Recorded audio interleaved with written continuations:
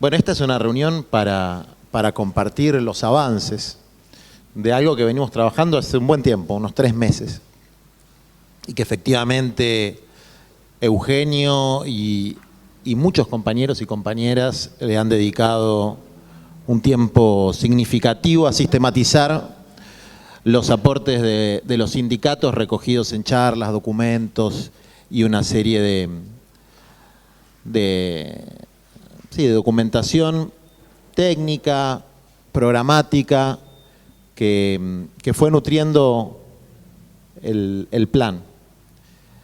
Yo creo que sí estamos frente a una utopía, pero una utopía posible, y aunque sea difícil, le decía a Juan Carlos Smith que estaba utilizando muchas metáforas marítimas, capaz que la pifio, ¿no? Pero en alguna época las estrellas orientaban, y las estrellas, como estas ideas, aunque no las alcances, van guiando tu camino, te van marcando un rumbo, una orientación. Y el problema es cuando perdemos el rumbo, porque si uno tiene el rumbo claro, tarde o temprano, a pesar de las tormentas, llega. Y tener un rumbo es no resignarse a administrar la miseria. Administrar la miseria para garantizar una estabilidad estéril, enfermiza, dañina, que tal vez no se traduce en grandes explosiones porque está correctamente administrada, pero se producen infinitas implosiones cotidianas y la degradación cotidiana del tejido social y de la comunidad nacional. Nuestro plan tiene un principio clave, que está en su nombre, que es el desarrollo humano integral, que es un principio que tomamos del magisterio del Papa Francisco y que nos habla de una contracultura frente a la cultura del descarte. El desarrollo, que no es lo mismo que el crecimiento, que es permitir que el potencial que tiene cada pueblo y cada individuo se pueda desplegar en su vida y en la vida comunitaria. Lo humano, que es distinto a la idolatría enfermiza del dinero, a la ambición patológica que algunos de los sectores del poder económico sufren lamentablemente y nos hacen sufrir a todos, de acumular sin mirar el tendal de excluidos y la destrucción del ambiente que producen, e integral, porque, decía Paulo VI, todas las personas y toda la persona. Todas las personas, empezando por los últimos, como le gusta decir al presidente, y toda la persona, porque no puede reducirse un proyecto de país únicamente a incorporar a una parte del pueblo como consumidores. Y ese principio clave se traduce en términos prácticos en las 3 T, ¿no? Tierra, techo y trabajo. Y nosotras queremos tierra, techo y trabajo para los 45 millones de argentinos, no para 20, ni para 25, ni para 30. Para todos y para todas y para los que vienen después de nosotros. Y creemos que nosotros aportamos una mirada distinta, que es una mirada desde el pueblo trabajador y sus organizaciones, desde sus necesidades y padecimientos cotidianos, que es distinta a la mirada del escritorio o del pensamiento abstracto, del pensamiento aún bien intencionado que piensa y tiene una idea y quiere que la realidad se amolde a esa idea. Y la realidad es rebelde, no se amolda a las ideas tienen que amoldarse a la realidad. Y por eso creemos que hay 2 premisas que pueden hacer esto posible. La primera es la comunidad organizada. Hay una mala interpretación del peronismo, que es una interpretación estatista. Es decir, es el Estado el que resuelve en una relación directa con el ciudadano.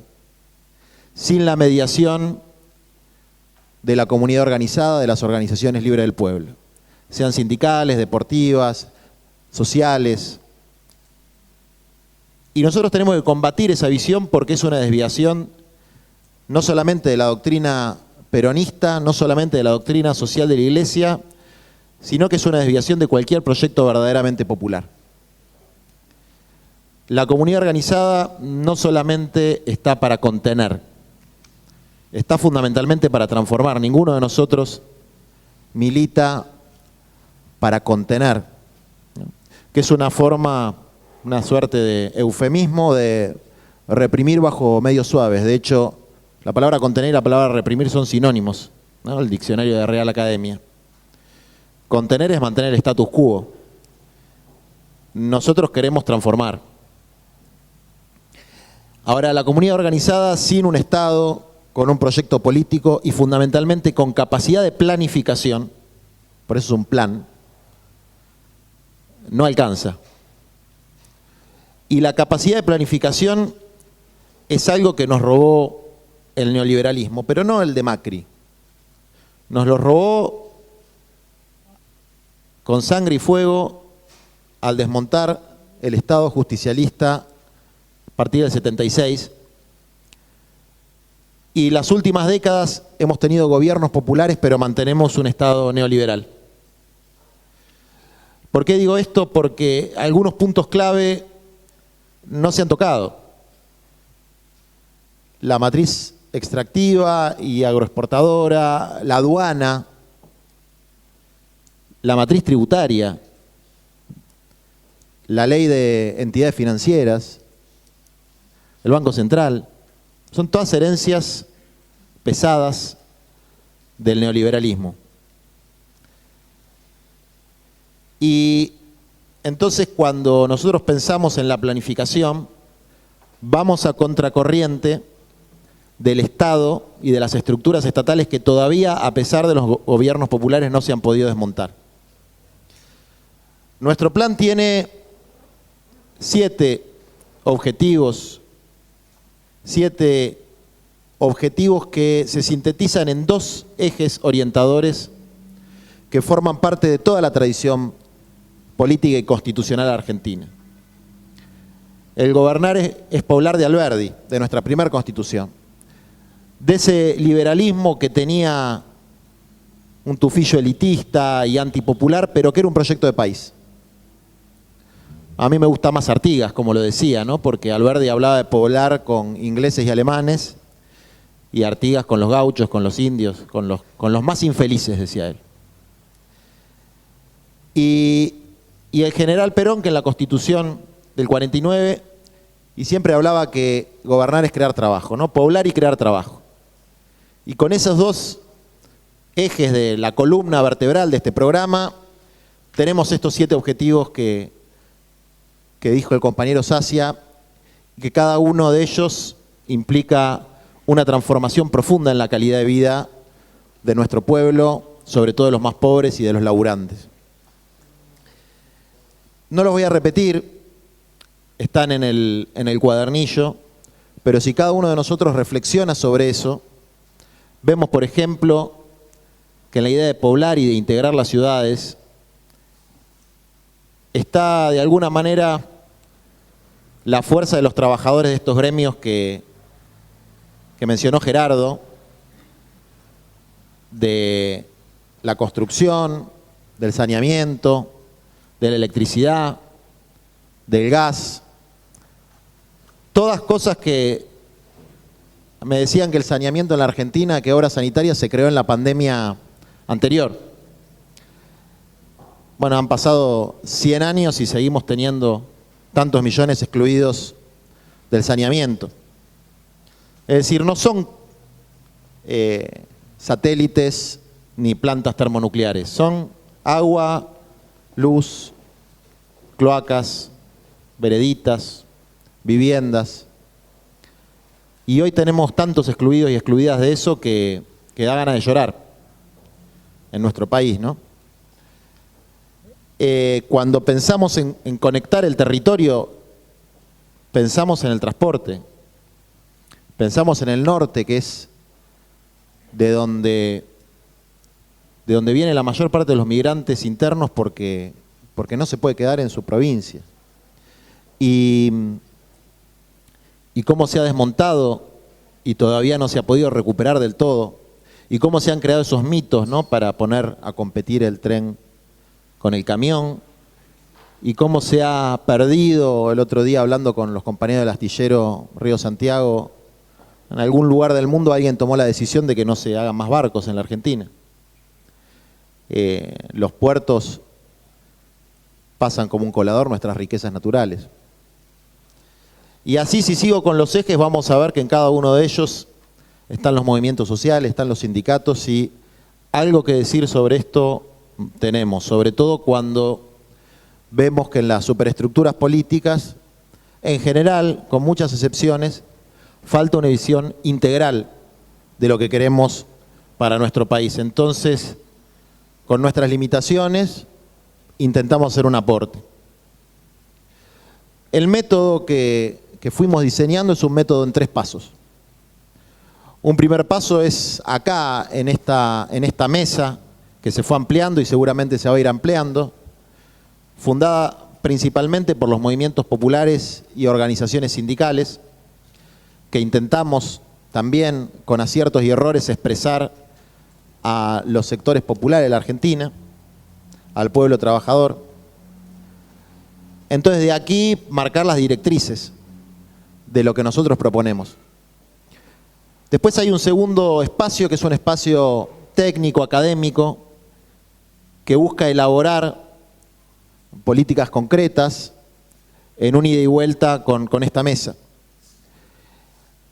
Y ese espacio técnico, académico, profesional, se va ampliando, y hemos recibido una propuesta, hemos compartido una propuesta con la Universidad de Buenos Aires, que va a poner a todos los decanos de las facultades que están vinculadas al plan a disposición para realizar una elaboración que yo creo que va a enriquecer mucho el laburo que estamos haciendo.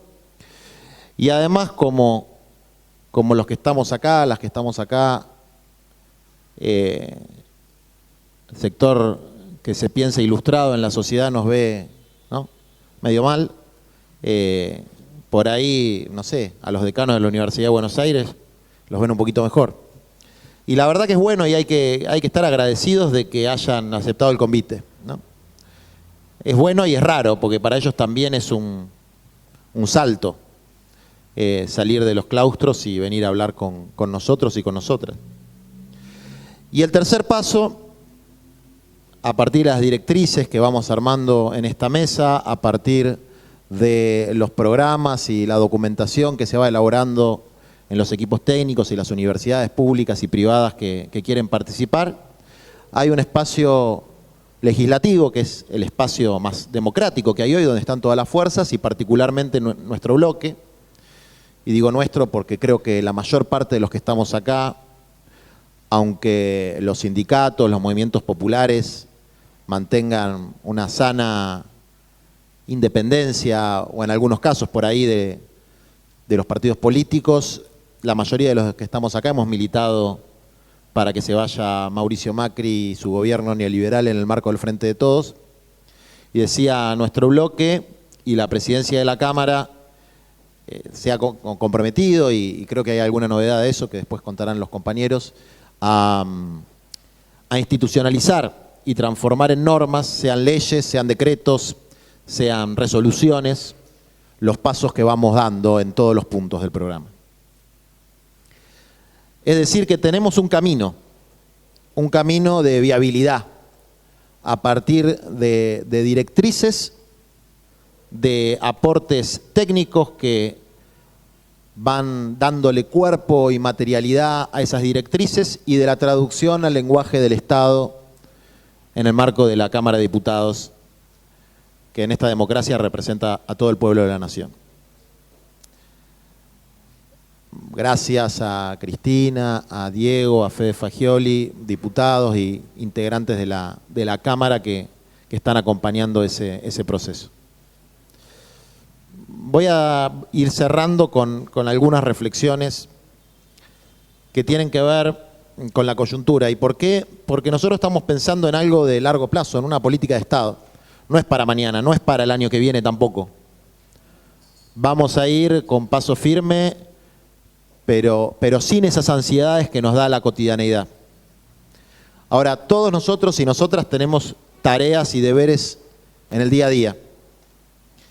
Y yo quería decir que nuestra coyuntura social es dramática, es catastrófica.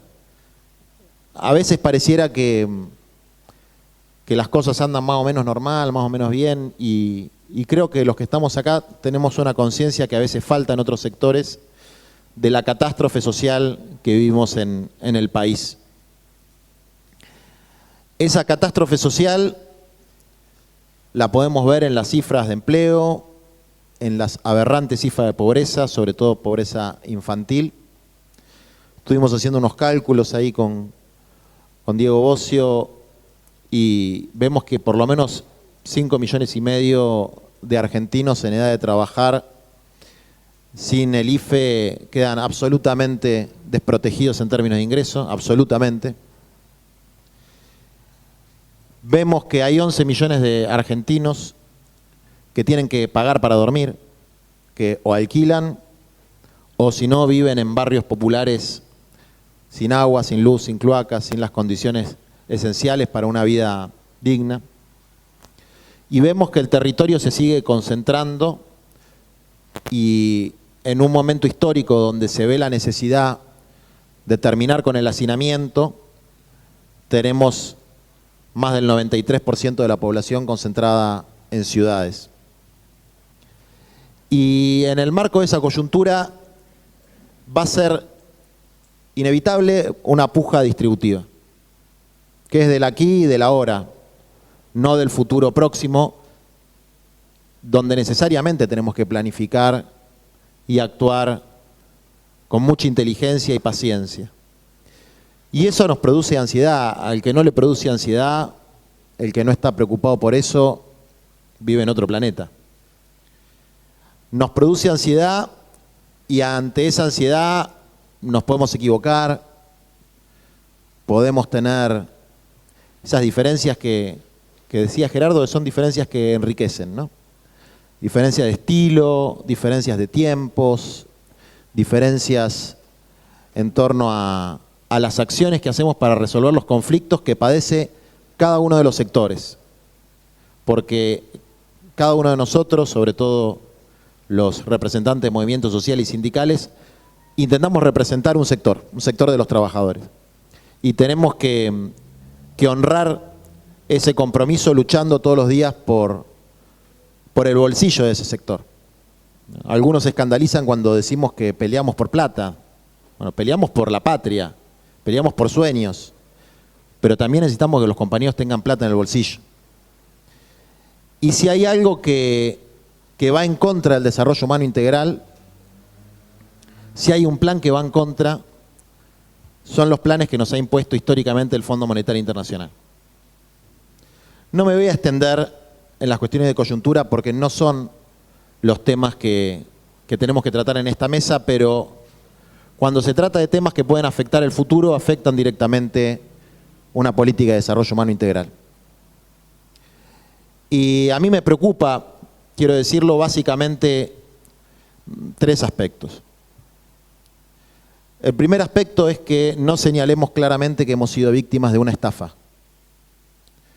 y que en esa estafa, desde luego, tiene responsabilidad el presidente constitucional de la Argentina del periodo anterior, Mauricio Macri, pero el Fondo Monetario Internacional tiene una responsabilidad gravísima en habernos endeudado para financiar fuga de capitales y una campaña política. Y esa estafa hay que investigarla, porque esas fugas de capitales son parte de lo que genera el drama económico de este momento.